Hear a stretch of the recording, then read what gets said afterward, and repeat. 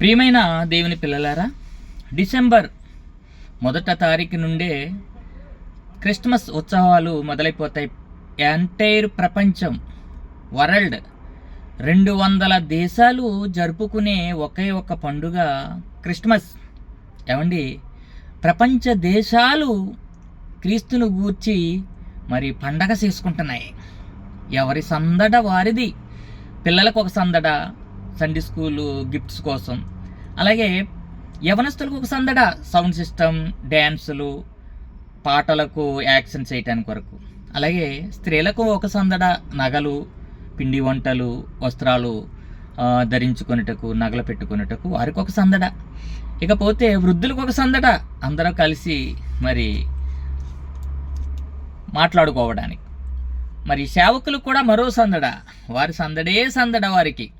మరి ఈ అందరి సందడ, అందరూ చేసుకుంటున్న పండగను చూసి దేవుడు ఏమైనా పండగ చేసుకుంటున్నాడా? ఇది మనం ఆలోచించవలసిన విషయం. మనందరికీ సందడిగానే ఉంది, పండగగానే ఉంది. అయితే ప్రియమైన దేవుని పిల్లలారా, క్రీస్తు వచ్చి ఇప్పటికి 2025 సంవత్సరాలు అవుతున్నప్పటికీ కూడా క్రీస్తుని బాలుడిగానే చూస్తున్నారు. పశువుల పాకలో తొట్టెలో పరుండబెట్టిన శిశువుగానే చూస్తున్నారు. ఆయన పనితీరును కానీ, ఆయన పరిపక్వతను కానీ, ఆయన చేసిన పని, ఆయన చేసిన త్యాగం ఏ ఒక్కరూ గుర్తు చేసుకోవటం లేదు. ప్రియమైన దేవుని పిల్లలారా, అపోస్తుడైన పౌలు అంటాడు, క్రీస్తునకు కలిగిన సంపూర్ణతకు సమానమైన సంపూర్ణత గలవారై మీరు ఉండాలని. అబ్బా, నేను ప్రయాసపడుతున్నాను. అంటే క్రీస్తు సంపూర్ణుడా? ఏ విషయంలో? అన్ని విషయములలో సంపూర్ణుడు. ఎలా అని చెప్పగలిగితే, క్రీస్తు పుట్టక ముందే యెషయా ప్రవక్త ద్వారా ప్రవచించిన ప్రవచనం, యెషయా గ్రంథం 9వ అధ్యాయం 6వ వచనంలో, ఎలయనగా మనకి శిశువు పుట్టెను, మనకు కుమారుడు అనుగ్రహింపబడును. దేవుని కుమారుడు మనకు కుమారుడుగా అనుగ్రహింపబడ్డాడు. ఆయన ఎలాంటి వాడంటే ఆశ్చర్యకరుడు, ఆలోచనకర్త, బలవంతుడగు దేవుడు, నిత్యుడగు తండ్రి, సమాధానకర్తయగు అధిపతి అని ఆయనకు పేరు పెట్టబడును. క్రీస్తు పుట్టక ముందే ఆయన గుణగణాలను తండ్రి అయిన దేవుడు ప్రవక్త అయిన యెషయా ద్వారా ప్రవచించి గ్రంథంలో లిఖితం చేయించాడు.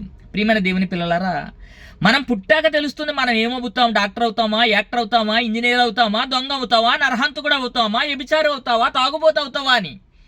ఏమండి, కానీ క్రీస్తు పుట్టక ముందే ఆయన ఎలాంటి వాడో దేవుడు ప్రస్తావించేశాడు. అలాంటి ఆయన ఆశ్చర్యకరుడు, ఎన్నో ఆశ్చర్యకార్యములు చేశాడు ఈ యొక్క ఎంటైర్ ఆరిన నేల మీద. ఆశ్చర్యకరుడు, ఆలోచనకర్త, మహా ఆలోచన ఇచ్చాడు. నీ కుడి చెంప మీద కొట్టిన వాడికి ఎడమ చెంప కూడా త్రిప్పు, నిన్ను వలె నీ పొరుగు అని ప్రేమించు అని. ఎంత ఆశ్చర్యకరుడు, ఆలోచనకర్త, బలవంతుడైన దేవుడు. ఏ విషయంలో బలవంతుడంటే శారీరకమైన విషయంలో బలవంతుడు కాదు సుమా.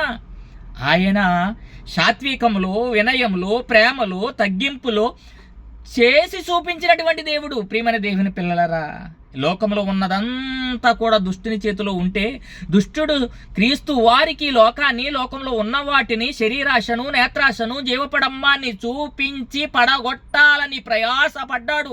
కానీ వాడి ప్రయత్నం విఫలమైపోయింది. క్రీస్తు విషయంలో అంతటి బలవంతుడు ఆయన. నేత్రాశ, శరీరాశ, జీవపడమ్మాన్ని జయించాడు. జయించి మరణాన్ని సహితము జయించి మన కొరకు మరణించి మనకు మార్గదర్శిగా నిలిచి, నేనే మార్గము, నేనే సత్యము, నేనే జీవము, నా ద్వారా తప్ప తండ్రి యొద్దకు ఎవడు రాలేడని చెప్పి ఈ ప్రపంచానికి ఒక సవాలును విసిరి, నాలో పాపమున్నదని మీలో ఎవడు స్థాపింపగలడు రా అని ఒక ప్రశ్న సంధించాడు.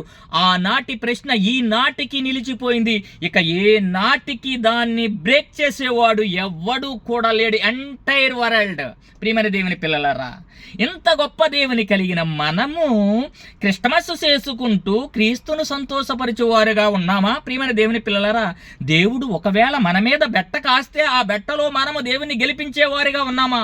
యోబు మీద బెట్ట కాశాడు దేవుడు. ఊజు దేశమున యోబు అనే ఒక భక్తుడున్నాడు. అతడు యథార్థవంతుడును నీతిమంతుడనే ఉండి చెడుతనమును విసర్జించాడు. నీకు తెలుసా సాతాను అంటే? ఓకే, నాకు తెలుసు, కానీ ఒకసారి యోబుని నాకు అప్పగించి చూడు, అతడు నీ ముఖం ఎదుటే దూషించేటట్లు చేస్తానని. సాతాను దేవునితో పందెం వేస్తే ఆ పందెములో యేసు ప్రభువుల వారిని కూడా ఏమండి, మరి పందెంలో యేసు ప్రభుల వారు కూడా పందెంలో గెలిపించారు. ఆ పందెంలో యోబుని దేవుడు సాతానుకు అప్పగించేశాడు. ఆ పందెంలో గెలిపించాడు దేవుణ్ణి. అలాగే క్రీస్తు వారిని కూడా ఇదిగో ఈయన నా ప్రియ కుమారుడు, ఈయనందు నేను ఆనందిస్తున్నానన్నాడు.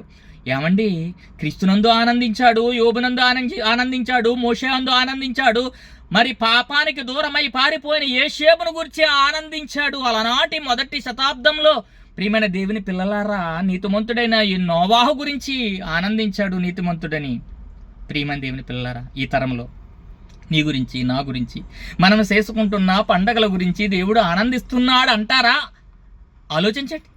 దేవుడు ఆనందిస్తే నాకేంటి, ఆనందించకపోతే ఏమిటి? నా శరీరేచ్ఛలను బట్టి, నా కోరికలను బట్టి, నా ఇచ్చలను బట్టి, నా మనుషుల పారంపర ఆచార్యములను నేను గైకొంటాను అంటున్నాడు మనిషి. ప్రియమైన దేవుని పిల్లలు, ఒక్కసారి ఆలోచించండి. దేవుడు ఏమంటున్నాడు?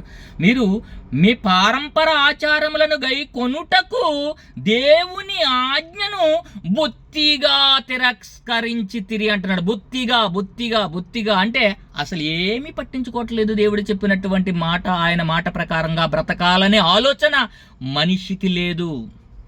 ప్రియమైన దేవుని పిల్లలారా, ఆలోచించండి. ఎంటైర్ ప్రపంచ జనాభా క్రిస్మస్ చేసుకుంటుంది. ఓకే, ఆయన పుట్టడం మన కొరకే పుట్టాడు. ఆయన పాపులను రక్షించుకున్నటకు మనిషి కుమారుడు ఈ లోకానికి వచ్చాడు. ఎస్, పాపులను రక్షించడానికి వచ్చాడు. రావటం గొప్ప సంగతి. అయితే ఆయన వచ్చి చేసిన కార్యములు ఎలాంటివి, ఆయన మరణం ఎలాంటిది, మరణము వెనక ఉన్న పరమార్థం ఏమిటి, మనం వెళ్ళవలసిన స్థలం ఏమిటి, మనం చెయ్యవలసిన పని ఏమిటి, మనం ఆలోచించవలసిన ఆలోచన ఏమిటి, దేవుడు మనకిచ్చిన ఆయుష్కాలానికి మనం చేస్తున్నటువంటి పని కార్యములు ఏమిటి, వాటి ఫలితం నిత్య జీవమని గుర్తెరగక ఈ లోకాశులలో మునికి లోకములోనే తిరుగుతూ లోక కట్టడలను, ఆచారాలను, మనుషులు కల్పించుకున్న పద్ధతులను, దైవోపదేశములను బోధిస్తూ వాటిలోనే ఉండిపోతే మనకి నిత్యజీవం ఉందంటారా? మనము దేవుని చూడగలమంటారా? ప్రియమైన దేవుని పిల్లలారా, పండగ క్రైస్తవులారా, ఆలోచించి గ్రంథాన్ని పరిశోధిస్తూ దేవుడు ఏం చెప్పాడో ఆ పనిని చెయ్యాలి. దేవుడు ముందుగా సిద్ధపరిచిన సత్క్రియలు చేయుటకై మనము క్రీస్తు యేసునందు సృష్టింపబడిన వారమై ఉన్నామన్న సంగతి గ్రహించి పనిలోపు పాల్గొనండి. దేవుని కార్యాలు ఘనముగా చెయ్యండి. దేవుణ్ణి సంతోషపెట్టండి. మనల్ని చూచి దేవుడు చేసుకోవాలండి పండగ. అది పండగ, క్రిస్మస్ అంటే. అందరికి వందనాలు. కొందరైనా ఆలోచించండి, దేవుని కొరకు బ్రతకాలనే తీర్మానం చేసుకోండి. అది నిజమైన క్రిస్మస్. అందరికీ వందనాలు.